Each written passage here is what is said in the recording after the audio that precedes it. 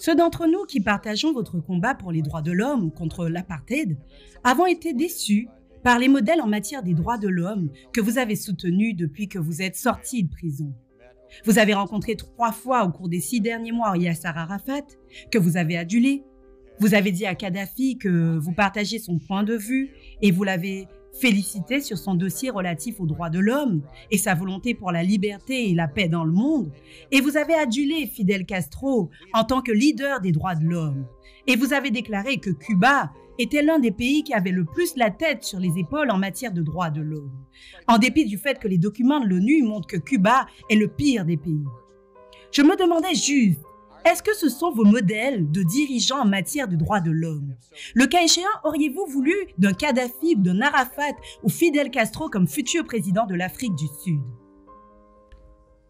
Une des erreurs que certains analystes politiques font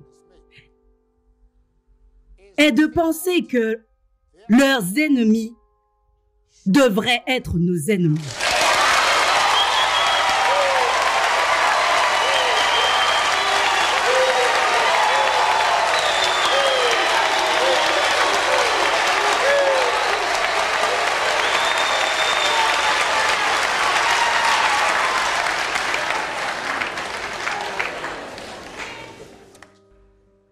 C'est une chose que nous ne pouvons pas faire et que nous ne ferons jamais. Nous avons nos propres luttes que nous menons à bien. Nous remercions tout le monde d'avoir soutenu notre lutte. Cependant, nous sommes une organisation indépendante avec sa propre politique. Notre attitude envers n'importe quel pays est déterminée par l'attitude de ce pays vis-à-vis de notre lutte.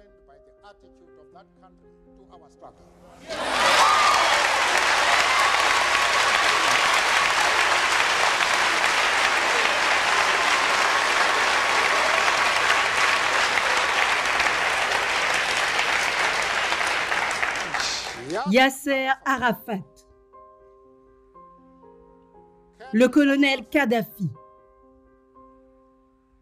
Fidel Castro soutiennent notre lutte jusqu'au bout.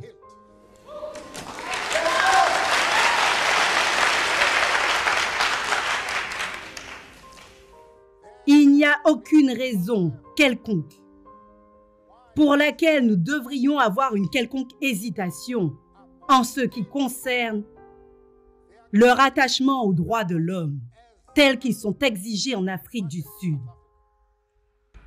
Notre attitude est uniquement basée sur le fait qu'ils soutiennent entièrement la lutte pour la fin de l'apartheid. Ils ne nous soutiennent pas uniquement au travers des mots. Ils mettent également des ressources à notre disposition pour que nous remportions cette lutte. Voilà mon positionnement sur la question.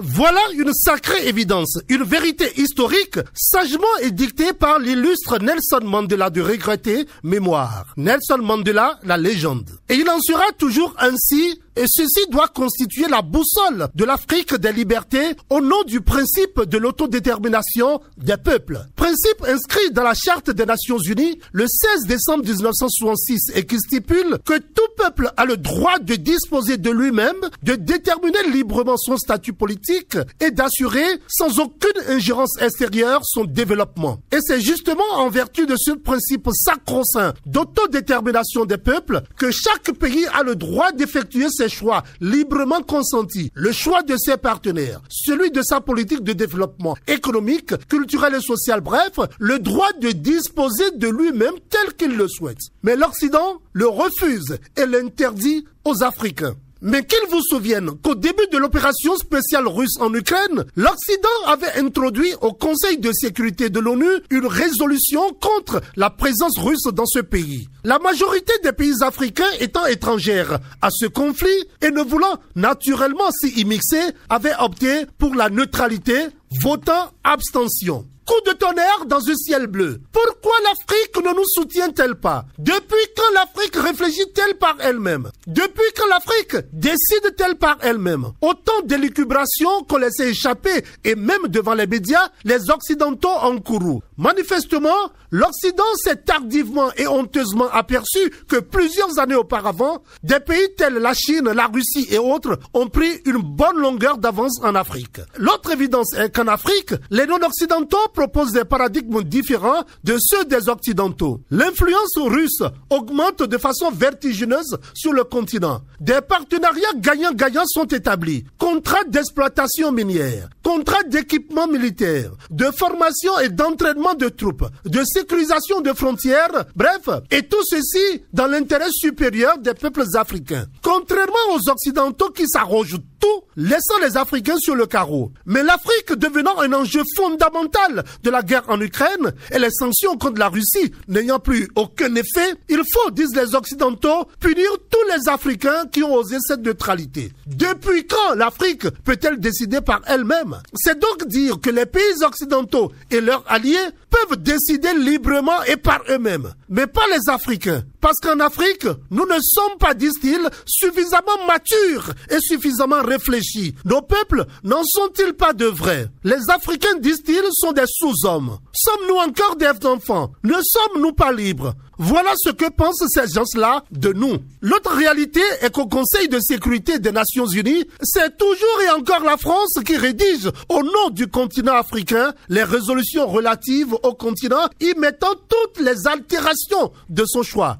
Allez donc y voir ce que font de nous ces colons. On considère toujours les Africains dans ces milieux comme des girouettes, des farfelus, des lulubelus qu'on peut manipuler à sa guise. Tenez, le 28 avril 2022, sur initiative d'un Africain américain, Gregory Mike, une loi, la HR 7311, a été adoptée au Congrès américain. Une loi destinée à contrer l'influence de la Russie en Afrique parce que selon le Congrès, il y a en Afrique des ressources stratégiques dont les USA auront besoin. L'article 2 de la même loi stipule: nous allons contrer l'influence russe en Afrique et punir tous ceux qui sont complices du rapprochement des États noirs des Russes et qui travaillent à augmenter l'influence des activités russes en Afrique. On ne se soucie pas des intérêts des Africains eux-mêmes, mais seulement de ceux des États-Unis. Aussi les Occidentaux pensent-ils que les Africains ne peuvent bénéficier du principe de l'autodétermination des peuples. Seuls les Occidentaux, selon eux, peuvent en bénéficier, car ayant les vrais peuples et ayant les vrais hommes. Donc,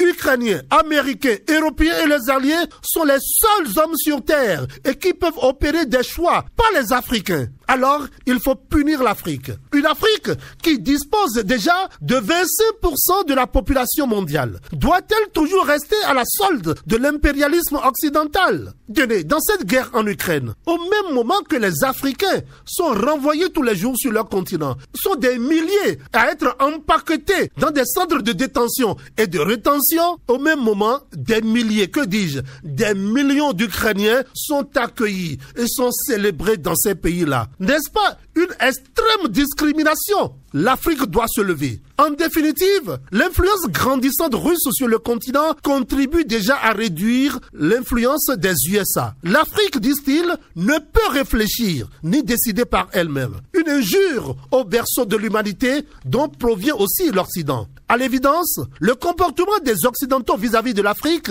est demeuré le même depuis plusieurs siècles. Le paradigme colonial perdure. Les pays afro-descendants sont toujours considérés comme le grenier de l'Occident. Un Occident pauvre et n'ayant rien à proposer. Une confrérie de pays au sous-sol vide. Pas de pétrole, pas de gaz, pas d'uranium, pas d'or, etc.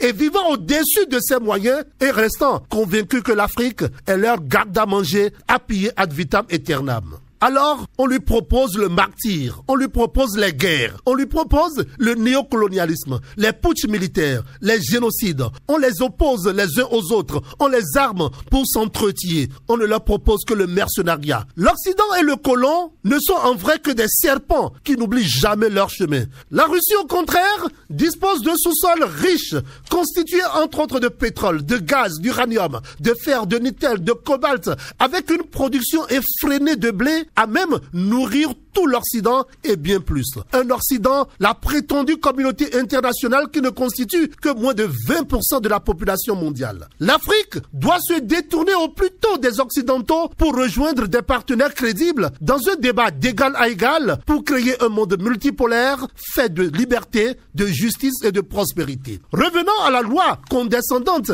et humiliante, la HR 7311 votée au Congrès américain pour punir les Africains du fait de leur neutralité, une loi qui précise que dans les 180 jours après son vote, le secrétaire d'État américain doit présenter au Congrès un plan de punition et devant aussi contrer l'influence russe en Afrique. Punir les gouvernements, les organisations non gouvernementales, les officiels, les individus, identifier les faiseurs d'opinion en faveur des influences russes, identifier les groupes de la diaspora qui tentent d'influencer l'opinion en faveur des récits russes et qui devront subir des représailles. Même les médias favorables à la Russie y seront inclus. Les USA devront contrôler selon la loi tous les secteurs stratégiques sur le continent. Les mines, les ressources naturelles, les extractions minières, la sécurité, les bases militaires, les technologies de l'information et de la communication et j'en passe. Et les représailles sont déjà connues et listées. Geler leurs biens, leur interdire l'entrée aux USA, comme si ne pas aller aux USA est une fait en soi. Au pire des cas, les mettre hors d'état de nuire. Les dirigeants africains, sous-fifs, les intellectuels et autres élites corrompues par l'école coloniale, qui détournent les ressources du continent pour aller les stocker dans des banques étrangères occidentales, se doivent d'être